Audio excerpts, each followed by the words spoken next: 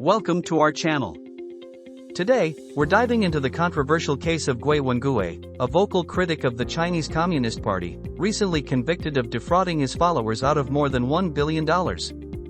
Join us as we explore the twists and turns of this extraordinary saga. On Tuesday, a New York jury convicted Guo Wengui, a prominent critic of the Chinese government, of swindling his followers out of over $1 billion to fund his opulent lifestyle. Guo, known by aliases such as Miles Guo and Brother 7, was found guilty of 9 out of 12 federal charges, including racketeering and fraud.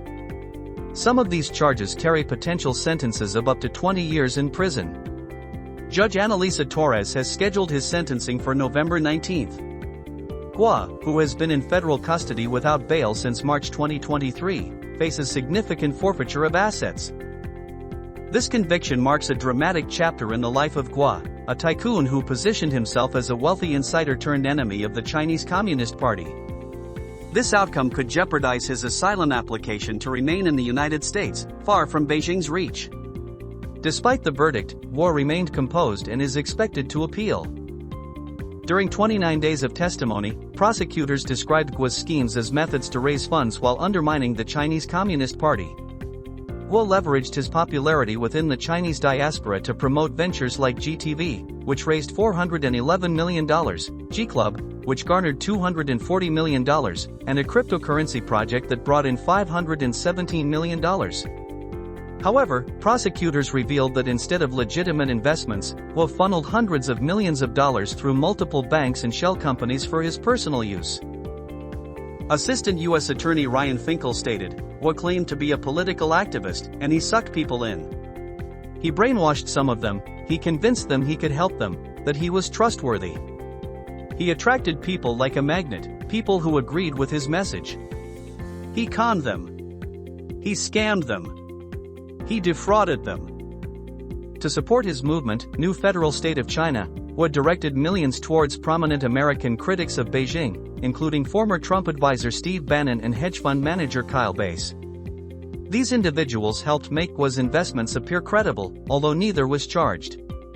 Jurors saw evidence of Guo's lavish lifestyle, funded by his followers, including properties in New York, Connecticut, and New Jersey, luxury cars like a Lamborghini, Bugatti, and Ferrari, as well as a yacht and Italian suits. Guo contested the charges but chose not to testify.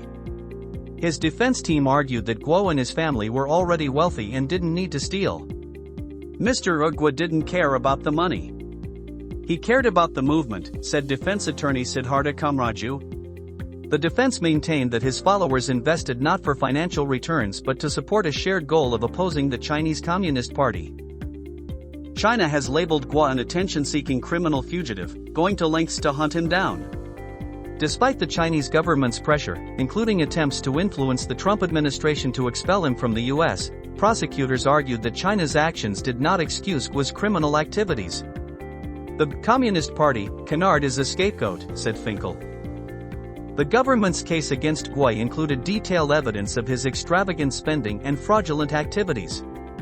Jurors were shown photos and videos of his luxurious properties, high-end cars, a yacht, and racks of designer clothing.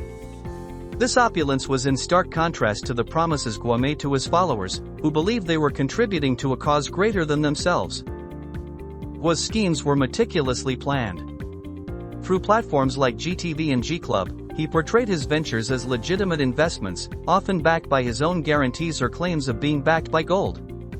These assurances convinced many to part with their money, hoping for returns that never materialized. Instead, these funds were diverted to sustain Guo's extravagant lifestyle. To further legitimize his operations, Guo aligned himself with notable American figures who were also critical of Beijing. Steve Bannon and hedge fund manager Kyle Bass were among those who helped give credibility to Guo's ventures. Bannon, who is currently serving time for an unrelated case, was seen in videos promoting Guo's plans. Meanwhile, Bass's hedge fund lost significant investor money in a misguided currency bet, further complicating the narrative around Guo's financial dealings. Despite the mounting evidence against him, Guo maintained his innocence throughout the trial.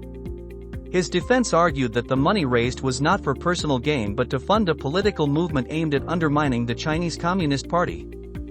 This argument, however, did not convince the jury, which found Guo guilty on multiple counts. The trial also shed light on the broader geopolitical implications of Guo's actions. His outspoken criticism of the Chinese government made him a target for Beijing, which has long sought to punish him. This international dimension added another layer of complexity to the case, as prosecutors had to navigate the narrative of Guo being a political dissident versus his fraudulent activities. Guo's sentencing, scheduled for November 19, will mark a significant moment in his long and controversial career. The potential for lengthy prison terms and asset forfeiture underscores the severity of his crimes. His case serves as a stark reminder of how easily public figures can manipulate trust and exploit political causes for personal gain. Thank you for watching.